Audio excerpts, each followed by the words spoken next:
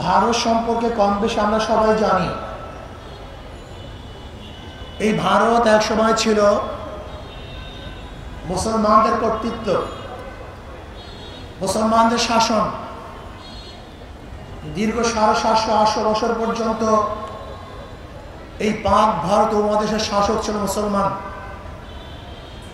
কিছু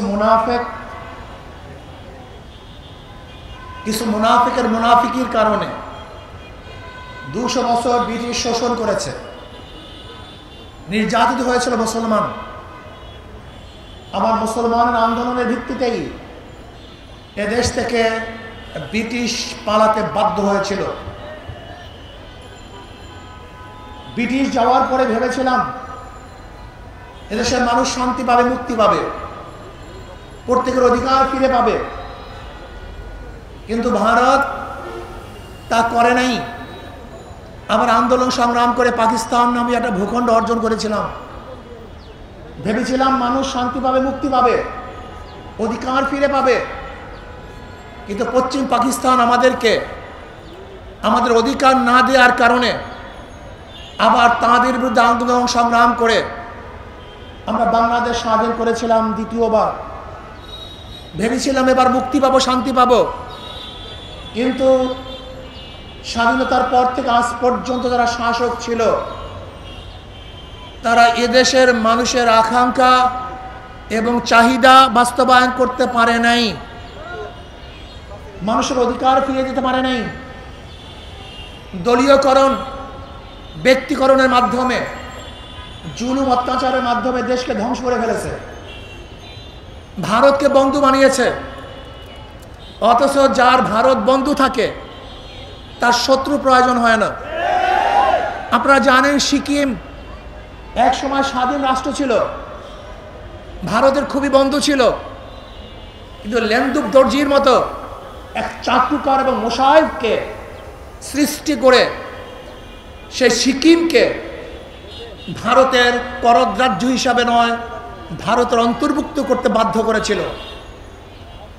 আপনারা জানেন হায়দ্রাবাদ স্বাধীন রাষ্ট্র ছিল, ব্রিটিশ বলেছিল তোমরা স্বাধীন থাকবে, কিন্তু সেই স্বাধীন রাষ্ট্রকে পরাধীন করে ভারতের মধ্যে হায়দ্রাবাদকে নিতে বাধ্য করেছিল। আপনারা জানেন কাশ্মীর স্বাধীন রাষ্ট্র ছিল, কিন্তু এই ভারত সেই স্বাধীনতাকে দূর করে আজকে তাদেরকে গোলামি করতে বাধ্য করেছে।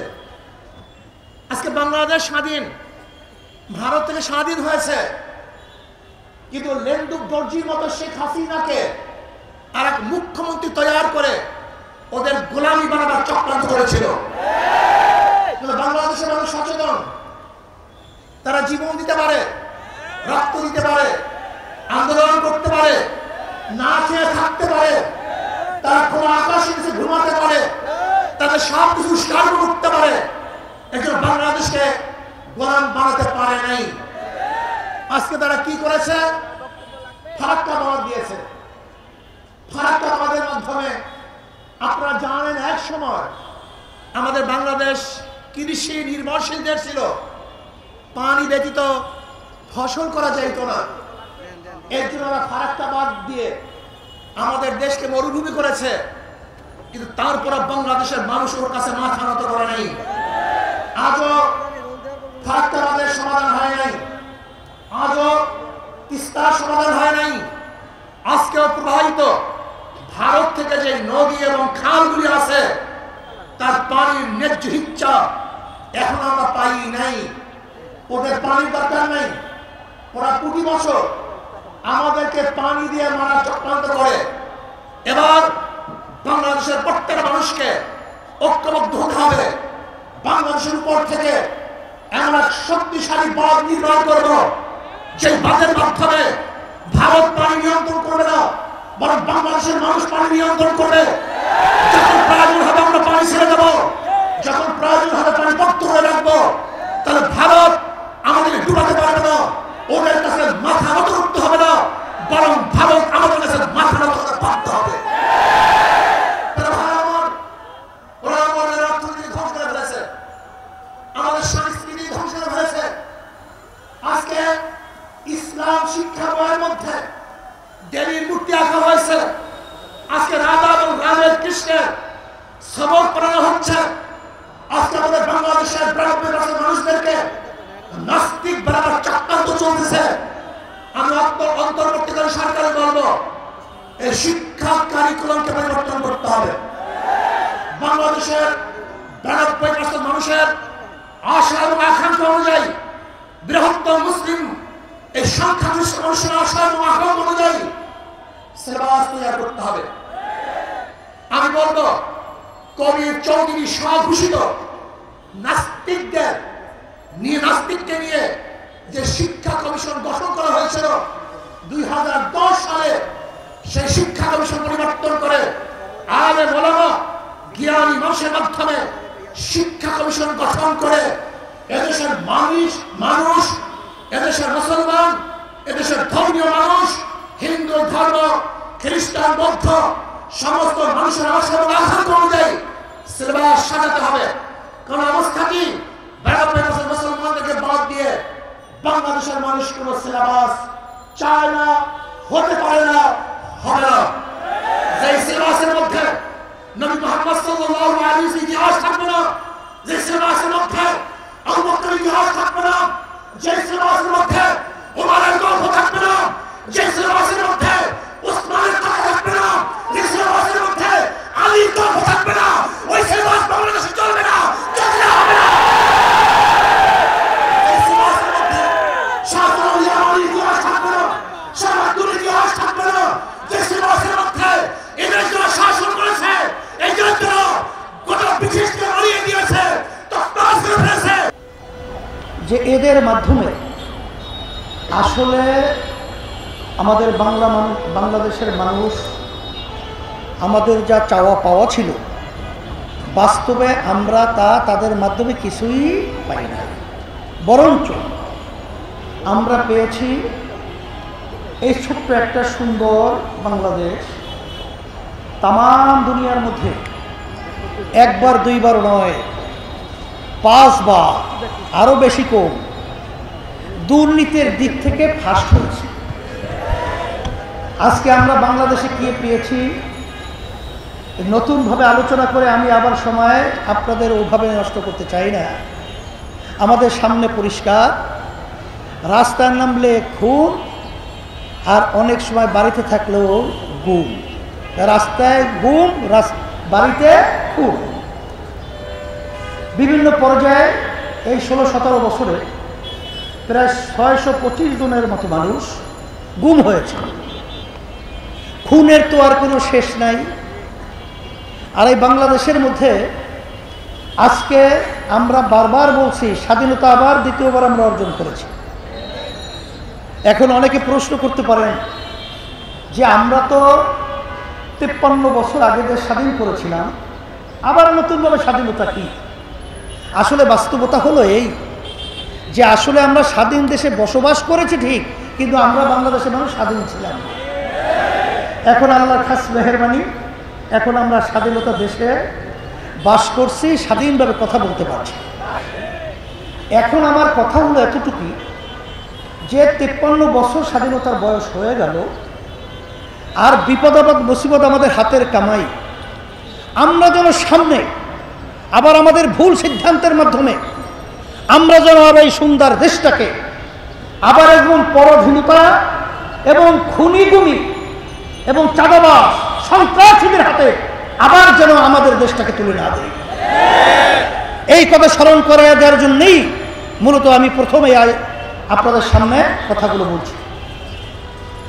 আর সাথে সাথে আমি ছাত্র আন্দোলনকে বলবো যে আলহামদুলিল্লাহ শুকরিয়া আদায় করছি যে তোমাদের কার্যক্রম যখন এই দেশ দ্বিতীয়বার 5ই আগস্ট স্বাধীন হলো, তখন বিভিন্ন রাজনৈতিক দলের সহযোগী সংগঠন ছাত্ররা বিভিন্ন পর্যায়ে আমরা দেখেছি, তখন তাদের নিজের স্বার্থের জন্য তারা বিভিন্ন দেশকে সুন্দর পরিচালনা এবং শত শত হাজার মানুষ, অনেক মায়ের কোল খালি হলো, অনেক সন্তান বাপ হারা হলো, সন্তান হারা। মা যখন বলতেছিল কয়েকদিন পর্যন্ত আমার সন্তান আমাকে মা বলে ডাকছে না, সেই কথা ভুলে গিয়ে ওই স্বার্থান্বেষী মহল এই বাংলাদেশের বিভিন্ন পয়েন্টে চাঁদাবাজি, সন্ত্রাসী, জায়গা দখল, বিভিন্ন পর্যায়ে অশান্তি করে তুলে বাংলাদেশকে অস্থিতিশীল করার চেষ্টা করেছে। সে সময় আমি তোমাদেরকে ধন্যবাদ জানাই যে তখন তোমরা বাংলাদেশের সংখ্যালঘু এবং অন্য যারা নাকি বাংলাদেশে অন্যান্য ধর্মাবলম্বী রয়েছে তাদের মন্দির, তাদের গির্জা এবং তাদের জান মাল ইজ্জতের হেফাজতের জন্য তোমরা পাহারা দিয়েছ, তোমরা স্বতঃস্ফূর্ত তাদের পাশে থেকে তাদের জান মাল ইজ্জতের নিরাপত্তার দায়িত্ব পালন করেছ। শুধু তাই না, আমরা দেখেছি যখন বাংলাদেশ বিভিন্ন পর্যায়ে যখন প্রশাসন তাদের দায়িত্ব থেকে অনেকটা দেশ বিভিন্ন বিশৃঙ্খলায় সময় পার করছিল, তখন তোমরা রাস্তায় নেমেন, তখন তোমরা মানুষের যানজট নিরসনের জন্য তোমরা সেখানে ট্রাফিকের ভূমিকা পালন করেছ। আমরা দেখেছি যখন কোনো আহত ছেলেরা কাটরাচ্ছে রাস্তায়, তখন তোমরা তাদের পাশে গিয়ে তাদের সহযোগিতায় কাজ করেছ। আমরা দেখেছি বন্যার্থ যখন নাকি ভারত থেকে পানি ছেড়ে আমাদেরকে না জানিয়ে আন্তর্জাতিক আইন লঙ্ঘন করে আমাদের দেশকে ডুবিয়ে দেওয়ার যখন ষড়যন্ত্র করেছিল, তখন তোমাদের সেখানে স্বতঃস্ফূর্ত স্বেচ্ছাসেবক এবং সাথে সাথে তাদের অন্ন বস্ত্র, তাদেরকে বিভিন্ন চিকিৎসার ব্যবস্থা তোমরা করেছ। আমরা তোমাদেরকে ধন্যবাদ জানাই, আর সাথে সাথে তোমাদেরকে আহ্বান করছি, আসো এ দেশ যদি একটা সুন্দর দেশ করতে হয়, তোমরা দেখেছ ছাত্রদের সংগ্রাম এই বাংলাদেশকে জালিম সরকারকে, খুনি সরকারকে উৎখাত করার সংগ্রামে বিজয় লাভ করেছে। আমাদের এক দায়িত্বশীল বলেছিলেন যে সব রাজনৈতিক দল একত্রিত হয়েও এই সরকারের বলতে গেলে এক কণারও লড়াতে পারে না। কিন্তু আলহামদুলিল্লাহ, যখন ছাত্রদের আন্দোলন সংগ্রাম, যখন তোমরা ন্যায্য দাবি আদায়ের লক্ষ্যে যখন তোমরা স্বতঃস্ফূর্ত ভূমিকা পালন করেছিলে, তখন বাংলাদেশের সব শ্রেণীর মানুষ, এমনকি আপনারা দেখেছেন ইসলামী আন্দোলন বাংলাদেশ সর্বপ্রথম রাজনৈতিক ব্যানারে, অন্য কোনো রাজনৈতিক দল তখন এই ছাত্রদের ন্যায্য দাবি আদায়ের লক্ষ্যে কেউ রাজপথে আসতে পারে নাই। তখন ইসলামী আন্দোলন বাংলাদেশ তার সমস্ত সহযোগী সংগঠন আমাদের জানমাল কুরবান করে ন্যায্য অধিকার বাস্তবায়নের পক্ষে জানের ঝুঁকি নিয়ে তাদের পাশে দাঁড়িয়েছে। কিন্তু আজকে দুঃখজনক বলতে হয়, যারা অন্তর্বর্তীকালীন সরকার আপনারা দায়িত্ব পালন করেছেন, রাজনীতি করতে করতে চুল পেকে গেছে, দাড়ি পেকে গেছে, দাঁত পড়ে গেছে, কিন্তু ওই চেয়ারে বসার সুযোগ হয় নাই। কিন্তু আজকে আল্লাহ আপনাদেরকে ওই চেয়ারে বসিয়েছেন। এক শুধু আপনাদের নয়, এই ত্যাগ বাংলাদেশের প্রতিটা বাংলাদেশের জনগণের ত্যাগ রয়েছে। আজকে আপনারা বাংলাদেশে আজকে ইসলামকে, মুসলমানদেরকে এবং তাদের নীতি আদর্শকে অবজ্ঞা করবেন, তাদেরকে গুরুত্ব দিবেন না, এটা হতে পারে না, হতে দেওয়া যাবে না। স্মরণ করাই দিচ্ছি, এদেশে শতকরা 92 জন মুসলমান বসবাস করে, এবং এই দেশের জন্য যদি কোনো কেউ কিছু করে থাকে, ইসলামী আন্দোলন বাংলাদেশ সেই যখন ভারত সরকার দেওয়া ষড়যন্ত্র করেছিল, আমরা লং মার্চ করে ঢাকা থেকে লক্ষের মতো লোক নিয়ে আমরা সেই সিলেট চকিগঞ্জ পর্যন্ত পৌঁছেছিলাম। তখন আমরা অনেক দেশের দরদি দেখেছি, কিন্তু রাজপথে পাই নাই। আমরা করোনার সময় দেখেছি যখন মা সন্তানকে ফেলে পালিয়েছে, স্বামী স্ত্রীকে ফেলে পালিয়েছে, যখন আত্মীয় স্বজন তাদের পাশ থেকে পালিয়েছে, তখন ইসলামী আন্দোলন বাংলাদেশ এবং তার সমস্ত সহযোগী সংগঠন জানের ঝুঁকি নিয়ে তাদের খেদমতের জন্য পাশে গিয়ে তাদের সেবায় নিয়ে যেতেছিল। আমরা দেখেছি যখন বাংলাদেশের মধ্যে কোনো দুর্যোগ, কত অন্যায় যত অবিচার যখন প্রতিষ্ঠিত হয়েছে, ইসলামী আন্দোলন বাংলাদেশ এবং তার সমস্ত সহযোগী সংগঠন সর্বপ্রথম এর বিরুদ্ধে রাজপথে আমরা আওয়াজ তুলতে ভুল করি নাই।